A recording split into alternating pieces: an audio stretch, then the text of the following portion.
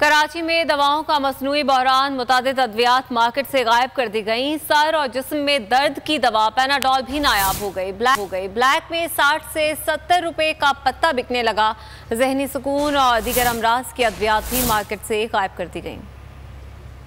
Sir दर्द हो या जिस्म में दर्द, सहनी सुकून और नींद की दवा भी नहीं मैसर। कराची में दवाओं का मसनूई बहरान शिद्दत इख्तियार कर गया। फार्मा कंपनियों ने मुतादिद अद्वियात मार्केट से गायब कर दी। पैनाडोल नायाब, ब्लैक में 60 से 70 रुपए का पत्ता बिकने लगा। एस्प्रिन भी ढूंढने से नहीं मिल रही। दुकानदारों का कहना है कि रेट बढ़ाने के लिए अद्वियात शॉर्ट कर दी गई हैं। शहरी भी मेडिसिन की बढ़ती कीमतों से परेशान हैं। लाहौर वाले ब्लड प्रेशर और शुगर को रखें कंट्रोल में, क्योंकि बेशतर अद्वियात मार्केट से गायब कर दी गई हैं। जहनी तनाव, जोड़ों के दर्द और दमे की अद्वियात भी शॉर्ट हैं। सदर मेडिसिन होलसेल मार्केट का कहना है कि ड्रैप ने ताहाल दवाओं की नई कीमतें मुकर्रर नहीं की। फार्मा कंपनियों ने मार्केट में सप्लाई रोक दी है।